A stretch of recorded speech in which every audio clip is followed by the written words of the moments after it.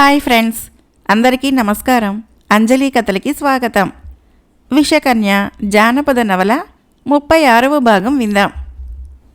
అబ్బా, రాళ్ళు విసిరి విసిరి జబ్బలు పులిసిపోయాయిరా. పులిసినప్పటికీ పామును చంపి చంపి చావ మోదేశాం కదరా. అది చుట్టుకున్న మధ్య చెట్టు కూడా నేలకూలాయి. ఇప్పటికైనా మనకు ఆ సర్పం పేడ వదిలిపోయినట్లేనా? ఓ, లక్షణంగా వదిలిపోయింది. అందుకింకా సందేహమా? అయితే ఇప్పుడిక మనం దగ్గరగా పోయి చూద్దామా? ఆ ప్రశ్నకి ఎవరికి మటుకు వారే చప్పగా ఊరుకున్నారు. ఓరి చవట పీనుగులారా, చచ్చిన పాము దగ్గరికి వెళ్ళడానికి కూడా ఇంత భయమేమిట్రా అని గోవిందయ్య, నందయ్య, ఆనందయ్యలను తిట్టాడు. పాముల సంగతి నీకేం తెలుసురా? అనేక సార్లు చచ్చిన పాములు మళ్ళీ బతకడం నాకు తెలుసు అని నందయ్య అన్న వెంటనే, నాకు తెలుసు, నేను చూశాను కూడా అన్నాడు ఆనందయ్య. అయితే ఇప్పుడు మనం చేసిన పనంతా వృధానేనా అన్నాడు గోవిందయ్య. వృధా ఎప్పటికీ కాదు. ఎన్ని రాళ్ళు ఖర్చు చేశాము అన్నాడు నందయ్య. సరే, మీరిక్కడే ఉండండర్రా. ఏమైనా సరే నేను పోయి ఆ పాము మన దెబ్బలకు చచ్చిందో లేదో ఖాయంగా తెలుసుకుని వస్తా. ఎలాగైనా గోవిందయ్య ధైర్యవంతుడు. వాడు గనక లేకపోయినట్లయితే మనమేనాడో చచ్చిపోయి ఉండేవాళ్ళం కదరా నందయ్య. అందుకింకా సందేహమా ఆనందయ్య? ఒరే, నేను పోతున్నాను. మీరు మాత్రము ఇక్కడ అతి మహా జాగ్రత్తగా ఉండండి. నేను పరాక్రమంతో ఆ పాము దగ్గరికి పోయి అది చచ్చిందో లేదో ఖచ్చితంగా తెలుసుకుని వస్తా అని గోవిందయ్య బయలుదేరనున్న సమయంలో వెనక నుంచి వచ్చిన వారెవరో అతని పిలక దొరకబుచ్చుకొని, ఏ పామురా చచ్చేది అని ఒక కంఠం అడిగేటప్పటికీ గోవిందయ్య భయంతో కెవ్వు నరిచి అమాంతంగా పైకెగిరాడు. ఒరేయ్ నాగసుందరి, మదనరేఖ, మరేం భయం లేదు, కంగారు పడకు అన్నాడు ఆనందయ్య. మన మీద మనసుపోక మళ్ళీ మనల్ని వెతుక్కుంటూ వచ్చింది పాపం అన్నాడు నందయ్య. ఆ ఇద్దరి మాటలు విన్న తర్వాత గోవిందయ్య కుదుటపడ్డాడు. వెనక్కి తిరిగి మదనరేఖని చూస్తూ, మీ ఇద్దరిని వదిలిపెట్టి నా జుట్టు పట్టుకుంది కాబట్టి ఈ మోహనాంగి నన్ను వరించిందనటం ఖాయము అన్నాడు. ఇప్పుడు నీ పిలక ఊడిపోవటం అంతకన్నా ఖాయము అని నాగసుందరి ఆ మూర్ఖ సన్యాసి పిలకను మరింత బలంగా మెలిపెట్టి లాగుతుంటే, చచ్చు పిలక ఊడిపోయినా మంచిదే గాని ఆ పని మాత్రము నొప్పి లేకుండా చెయ్యి అన్నాడు గోవిందయ్య. ఏం, మీ పని వేళాకోళంగా ఉందా? మీరిక్కడేం చేస్తున్నారు అని మదనరేఖ తీక్షణంగా అడిగిన దానికి, కొండంత రాళ్లగుట్ట ఖర్చు చేసి అదుగో ఆ మధ్య చెట్టును చుట్టుకొని ఉన్న పాముని చంపేశాము అని గోవిందయ్య అనగా, ఆ పని చేయటానికి మీరు 1,00,000 జన్మలెత్తాలి. ఆ పాము చుట్టుకొని ఉన్నది మధ్య చెట్టును కాదు, మీ గురువు ఏకనాథ్ని అని ఆమె అంది. గురువా, ఏకనాథా అని ముగ్గురు భయకంపితులై అరిచారు. రండి చూద్దురు గాని అంటూ మదనరేఖ ఆ ముగ్గురు జుట్లు ఏకం చేసి పట్టుకొని తనతో లాక్కుపోయింది. వాళ్ళని గురువుకెదురుగా నిలిపి, ఇర్గో నీ ప్రియ శిష్యులు, రాళ్ల వర్షం కురిపించి నీ తల చిల్లులు చేసి ఉంటారు అన్నది. ఓరి మూర్ఖుల్లారా, ఆ పని చేసింది మీరేనా అని ఏకనాథ్ వారిని తీక్షణంగా అడిగాడు. మీరనుకోలేదు స్వామి, వెనకపాటును చూసి మీరొక మద్ది చెట్టని, ఆ మద్ది చెట్టును చుట్టుకున్న పామును చంపాలని అలా చేశాము.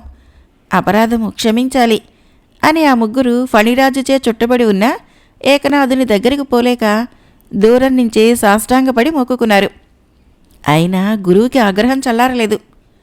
క్షమించను, మిమ్మల్ని ఇప్పుడే శపిస్తాను, కాచుకోండి అని మహోగ్రుడై పలికాడు. స్వామి, వద్దు వద్దు, మమ్మల్ని శపించకండి. చిరకాలము మీకు సేవలు చేసిన వాళ్ళము. ఇప్పుడు కూడా మీ ఆజ్ఞలకు బద్ధులం. మీరేం చెప్పినా చేస్తాము అని మూర్ఖులైన ఆ ముగ్గురు సన్యాసులు గురువుని వేడుకోగా, చెప్పిన పని చేస్తారా?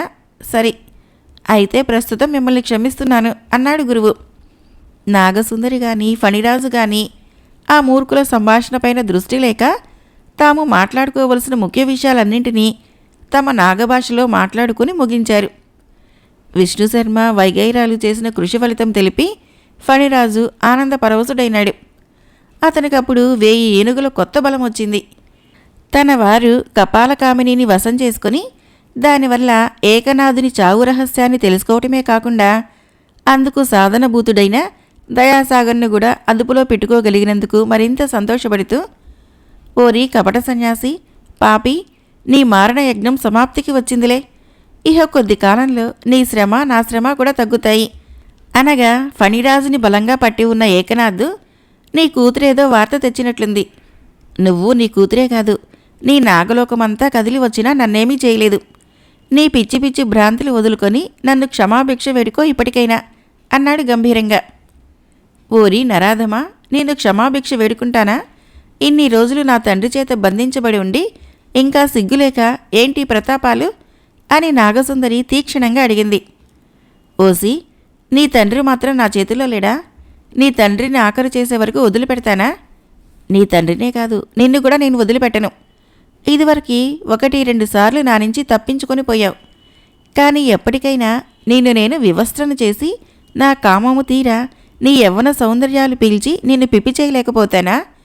నువ్విక ఏ పురుషుడికి పనికిరాకుండా చేసి నీ గర్వం అణచలేననుకున్నావా అని ఏకనాథుడు కుమార్తెనంటున్న మాటలు విని సహించలేని ఫణిరాజు ఒకసారి హూంకరించి తన బలానంతటినీ కేంద్రీకరించి ఏకనాథుడి శరీరాన్ని మరింత క్రోధంతో బిగించి అతన్ని గిజగిజలాడేలా చేస్తూ, నీ కళ్ళ కావరమే నిన్నింత చేసింది.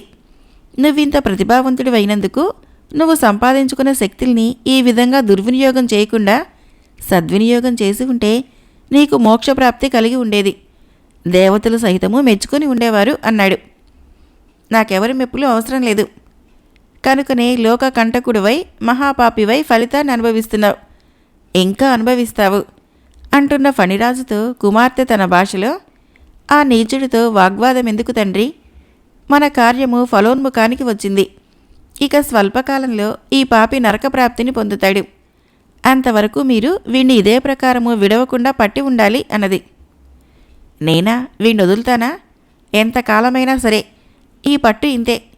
నువ్వు వెళ్ళి విష్ణు శర్మాదులతో కలిసి కార్యానుకూలతకు పాటుపడు అని ఫణిరాజు చెప్పగా మదనరేఖ తండ్రిగారి దగ్గర సెలవు తీసుకుని వెళ్ళిపోయింది. ఆమె వెళ్ళిపోతూ ఉంటే గురువుకెదురుగా చేతులు కట్టుకొని నిలిచి ఉన్న నందయ్య, గోవిందయ్యలు సుందరి వైపు తమ నిస్సహాయ స్థితిని తెలుపుకుంటున్నట్లు జాలిగా చూశారు. గురువు సమక్షంలో ఉండటం వలన వారంతకంటే ఇంకేం చేయలేకపోయారు. నాగసుందరి ఆ ముఖాలనన్నా తిలకించకుండా వెళ్ళిపోయింది.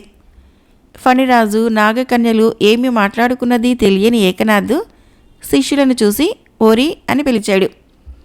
ముగ్గురు అదిరిపడి స్వామి అంటూ వంగి నిలుచున్నారు. విల్లూరు మా స్వగ్రామం మీకు తెలుసును కదా? ఓ తెలుసు స్వామి. అక్కడ మల్లేశ్వరుని ఆస్థానంలో దయాసాగరుడు అని ఒక పండిత కుమారుడుంటాడు. మీరు ఆ చోటుకు పోయి ఆ పండిత కుమారుణ్ణి నేను రమ్మంటున్నానని చెప్పి ఇక్కడికి తీసుకుని రావాలి. ఏ కారణం వలనైనా వాడు మీతో రావటానికి నిరాకరించిన ఎడల బంధించి తీసుకుని రండి. గురువాజ్ఞ తప్పకుండా నెరవేరుస్తాం. ఈ కార్యమును గురించే మిమ్మల్ని శపించకుండా క్షమించాను. చిత్తం స్వామి. మీరెలాగైనా సరే అతి త్వరలో ఆ దయాసాగరుడు అన్నవాడిని నా దగ్గరకు నయానా భయానా లేక బంధించి తీసుకొని రావాలి. ఆ పట్టణం ఇక్కడికి చాలా దూరం గనక మీరు ఆకాశగమనం చేసిపోవాలి. ఆకాశగమనమా స్వామి? అది మాకేం తెలుసు? అటువంటి గుప్త విద్యలు మీరు మాకెప్పుడైనా చెప్పారా? మా యందు దయలేక మమ్మల్ని పశువులుగా తయారు చేశారు కదా. అవును, అవసరం కలిగింది గనక ఇప్పుడు చెబుతాను. నా వల్ల సమస్త విద్యలు నేర్చిన విష్ణు శర్మ నా నెత్తిన పెద్ద రాయి పెట్టాడు. రండి, మీకు కొన్ని మంత్రాలు ఉపదేశిస్తాను, దగ్గరగా రావాలి అని గురువు చెప్పగా శిష్యులు ముగ్గురు అతన్ని చుట్టూ ఉన్న ఫణిరాజు సంగతి మరచి దగ్గరగా వెళ్ళబోయారు. ఆ క్షణము ఫణిరాజు బుసలు కొడుతూ పడగునట్టు తిప్పటం వలన శిష్యులు ముగ్గురు అదిరిపడి అల్లంత దూరంలో పడ్డారు.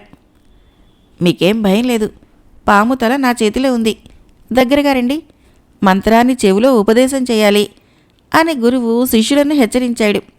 కానీ వారికంత ధైర్యం లేకపోయింది. ఫణిరాజు పడగను చూసేటప్పటికీ వాళ్ళ ప్రాణాలు మీదున ఎగిరిపోతున్నాయి. ఓరి మూర్ఖులారా, ఈ పాము మిమ్మల్నేం చేయదు, త్వరగా దగ్గరికి రండి అని గురువు ఎంతగానో హెచ్చరించాడు. కానీ వారి ప్రాణాల మీద తీపి వారిది కదా.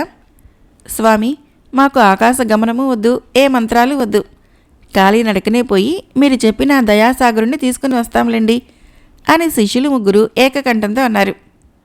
నోరు ముయ్యండి, ఖాళీ నడకతో వెళ్ళి మీరెప్పటికీ కార్యం సాధించేది? అంతేగాక మీరు ఈ పని చేయాలంటే ఇంకా కొన్ని శక్తులు కావాలి. వాటిని నేనిప్పుడు మీకు ఉపదేశిస్తాను, ధైర్యంగా దగ్గరికి రండి అని గురువు ఎన్ని విధాలా హెచ్చరించినా శిష్యులకు అడుగు ముందుకు పడటం లేదు. ఫణిరాజు కొట్టే బుసలు చూసి వాళ్ళు బేజారైతున్నారు. ప్రతిభావంతులైన మంత్రాన్ని ఉపదేశించడానికి దగ్గరకు రావాల్సిందని గురువు ఎన్ని విధాలా హెచ్చరించినా ఆ శిష్యులు గురువును చుట్టూ ఉన్న ఫణిరాజుని చూసి భీతిల్లి గురువు దగ్గరకు పోలేకపోయారు. కాలినడక మీదనే పోయి మీరు కోరిన దయాసాగరుణ్ణి పట్టి తెస్తామని వారు గురువుకి నచ్చచెప్పారు. అప్పుడిక గురువు చేసేది లేక దూరంగా నిలుచున్న వారి దగ్గరికి తన మంత్రదండాన్ని విసిరి, దీనిని మీలో ఎవరి దగ్గరైనా ఉంచుకోండి. మంత్రదండము మీ దగ్గర ఉన్నంతకాలము మీకు మార్గాయాసం ఉండదు, మీకెవరూ హాని చేయలేరు. మీరు తిరిగి వచ్చిన తర్వాత మీకు సర్వశక్తి యుతములైన మంత్రాలన్నీ ఉపదేశించి మిమ్మల్ని ముగ్గురిని నా అంతవాళ్ళని చేస్తాను. మీరు మాత్రము నేను కోరిన యువకుణ్ణి తప్పకుండా తీసుకురావాలి అని చెప్పాడు. గురువుకు తమ ఎందు కలిగిన దయకు ఆ శిష్యులు సంతోషపడుతూ అతని కార్యాన్ని నెరవేర్చడానికి అత్యుత్సాహంగా బయలుదేరారు. దయాసాగరు ఏకనాథుడి కొడుకేనని, కొడుకు వల్లనే అతనికి మరణం ఉంటుందని ఫణిరాజు అంతకుముందే కుమార్తె వల్ల తెలుసుకుని ఉండటం చేత వాడు తన ప్రాణరక్షణ నిమిత్తము ఇప్పుడు కొడుకును తన అదుపులో పెట్టదలిచి శిష్యుల్ని పంపుతున్నాడని అర్థం చేసుకున్నాడు. తండ్రిగారిని కలుసుకోబోయిన నాగసుందరి తిరిగి వచ్చేలోపుగా దయాసాగరు అక్కడి పర్వత పంక్తులలో చల్లగాలికి విహరించబోగా వారించటము అనుమాన కారణమైతుందని ఆలోచించి కాంచనమాల, విష్ణుశర్మలు అతడిని పోనిచ్చి తామా చెరువులోనే ఉండి కనిపెట్టి చూస్తున్నారు. ఆ సమయంలో రాజ్యమును పదవిని కోల్పోయి శత్రురాజుల చేతుల్లో ఖైదీగా చిక్కి ఉన్న అమరేంద్రుని విషయం జ్ఞాపకం రాగా కాంచనమాలకి అప్రయత్నంగా కళ్ళు చెమ్మగిల్లాయి. ఆ విషయాన్ని గమనించిన విష్ణుశర్మ, ప్రేయసి, ఉన్నట్లుండి నీ ముఖాన చింతారేఖ లావరించి ఉండటానికి కారణమేమిటి అని కంగారుగా అడిగాడు. ఏముంది, ఏ నాడైందో స్వస్థలాన్ని తండ్రిగారిని చూసి. దుర్మార్గుడు ఏకనాథుడి మూలంగా దేశాల పాలయ్యాను. అయినప్పటికీ తిరిగి మీ సాంగత్యం లభించడం వలన అందుకు కూడా విచారించను. కానీ మా నాయనగారు మహాపరాక్రమశాలి అయి ఉండి వేలాది సైనిక బలాల్ని కలిగి ఉండి శత్రురాజు చేతుల్లో ఖైదీగా, అబ్బా, ఆ విషయం తలపకు వస్తేనే గుండె బద్దలైపోతుంది. ఆమె చెప్పింది అక్షరాల నిజం. కానీ విష్ణుశర్మ అప్పుడేం చేయగలడు?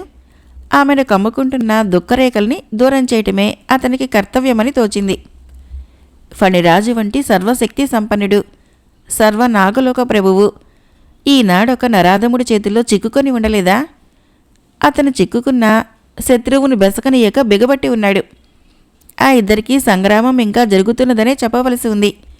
ఒకరు ఓడారని గాని వేరొకరు గెలిచారని గాని అనటానికి వీలు లేదు కదా అని కాంచనమాల అడిగిన దానికి విష్ణుశర్మకి వెంటనే జవాబు దొరకలేదు. అయినా అతడు ఆమెకు తన మాటలతో దుఃఖోపశమనం చెయ్యాలనే ప్రయత్నం చేస్తున్నాడు.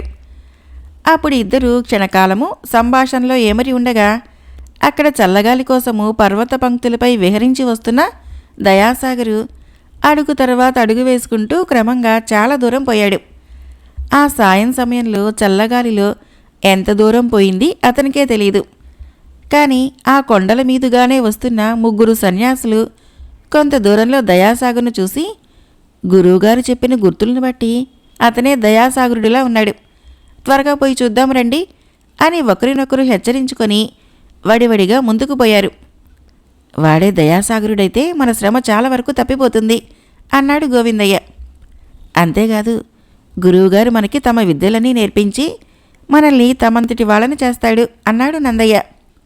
అంతేకాదు, మనం కూడా అగుపించిన అందగత్తెలను ఎగరేసుకుని పోయి హాయిగా అనుభవించవచ్చు అన్నాడు గోవిందయ్య. చూస్తారేంరా, ముందర పరిగెత్తుకుని వెళ్ళండి, ఆ కనిపించేవాడెవడో చూద్దాం పదండి అని గోవిందయ్య హెచ్చరించాడు. ముగ్గురూ కలిసి పరిగెత్తిపోయి ముందర నడుస్తూ దయాసాగర్ని కలుసుకున్నారు.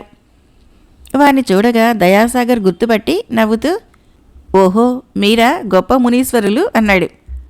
ఓ, జ్ఞాపకముంది, ఒకానొకప్పుడు మనం సత్రంలో కలుసుకున్నాము అన్నాడు గోవిందయ్య. అప్పుడు నీ దగ్గర పాముండాలి కదయ్యా అని నందయ్య అడగ్గా, పాము పడతిగా మారిపోయింది అన్నాడు దయాసాగరు. అయితే మేమిప్పుడు నీకు భయపడనక్కర్లేదు అని అడగ్గా, నీ పేరేంటయ్యా మర్చిపోయాము అని వేరొకరు అడగ్గా, నా పేరు దయాసాగరు. ఆ పేరు వినగానే సన్యాసులు ముగ్గురు ఎగిరి గంతులేశారు. చూస్తారేన్రా, వెదకుపోయిన తీగ కాళ్ళకు తగిలింది, మోసుకుపోదాం అని గోవిందయ్య అనటమే తడవుగా మిగిలిన సన్యాసులిద్దరూ చెరువు వైపున పట్టుకుని దయాసాగర్ని ఎత్తుతుంటే అతను తెల్లబోయాడు. ఏమిటి దౌర్జన్యం, నన్నెందుకిలా మోసుకుపోతున్నారు అని భయ విభ్రాంతుడై అడిగాడు. నువ్వు నోరెత్తావంటే ఇదిగో చూసుకో మంత్రదండం అంటూ గోవిందయ్య తన దగ్గర ఉన్న మంత్రదండాన్ని దయాసాగర్కి చూపించాడు. దాన్ని చూడగానే దయాసాగరుడికి సర్వశక్తులు క్షీణించినట్లయింది. అతనే అవయవము మెదపలేని నీరస స్థితికి వచ్చాడు. అందువలన సన్యాసులు అతన్ని సునాయాసంగా మోసుకుపోతున్న సమయంలో గూఢాచారి వల్ల ఫణిరాజు వృత్తాంతాన్ని తెలుసుకున్న మందాకిని అతని ఆజ్ఞల ప్రకారము అతన్ని కలుసుకోవాలని నాగలోకం నుంచి బయలుదేరి ఆ కొండల మార్గాన పోతూ సన్యాసుల చేత మోసుకొని పోబడుతున్న దయాసాగర్ని చూసి తెల్లబోయింది. ఈ సుందర కుమారుణ్ణి ఇదివరకు ఒకసారి చూశాను. అప్పుడు స్త్రీల చేత బంధింపబడి ఇప్పుడు ఈ సన్యాసులకు చిక్కుకొని ఉన్నాడు. ఇతని వృత్తాంతమేమిటో, ఇటువంటి మన్మథాకారుణ్ణి చేపట్టినప్పుడు కదా ఏ వనిత జన్మ అయినా సార్థకమయ్యేది. ఆహా, ఇతనెంత అందగాడు అని తనలో అనుకొని, సన్యాసులు ఆగండి అని గర్జించింది. వారు ఆగారు. ఆమె వారిని సమీపించి, ఆ యువకుని ఎందుకలా మోసుకుపోతున్నావు అని తిరిగి అడిగింది. గురువాజ్ఞ, నువ్వు వారించలేవు, ఇదిగో మంత్రదండం అని గోవిందయ్య అంటూ ఉండగా ఆమె తటాలన అతని చేతిలోని మంత్రదండాన్ని లాక్కొని అతని ముందర వదిలిపెట్టండి అంది. ఆమె సౌందర్యాతిశయములకు ముగ్ధులైన సన్యాసులు గురుకార్యాన్ని మంత్రదండం విషయాన్ని కూడా మరచి దయాసాగరుని వదిలిపెట్టి, సుందరి, నువ్వు కూడా నాగసుందరిలాగానే ఉన్నావు, మాలో ఒకరిని వరించరాదా అని గోవిందయ్య అడగ్గా, అక్కడ నిలవండి, మీ మంత్రదండంతోనే మీ తలలు బద్దలు కొడతాను అంటూ తాను దొరకబుచ్చుకున్న మంత్రదండాన్ని ఎత్తగా సన్యాసులు ముగ్గురు కాలికి బుద్ధి చెప్పి పరారి అయ్యారు. మరో క్షణంలో కంటికైనా కనపడకుండా మాయమైపోయారు. నిస్సహాయుడిగా ఉన్నప్పుడు తనని రక్షించిన ఆ సుందరి ఎవరా అని తనలో ఆశ్చర్యపడుతూ, కోమలి, నన్ను సన్యాసుల నుంచి రక్షించడానికి అవతరించిన నువ్వెవరువు? నీ సౌందర్యాతిశయాలు నన్ను ముగ్ధుణ్ణి చేస్తున్నాయి అని దయాసాగర్ అనగా మందాకిని చిరునవ్వు ముఖంతో, నేను అదే స్థితిలో ఉన్నాను. ఇదివరకు ఒక గ్రామంలో మిమ్మల్ని కొందరు స్త్రీలు బంధించారు కదా, ఇప్పుడు ఈ సన్యాసులు తిరిగి ఎందుకు పట్టుకున్నారు అని అడిగింది. నా రోజులు బాగా లేనందువల్ల ఇటువంటివి జరుగుతున్నాయి.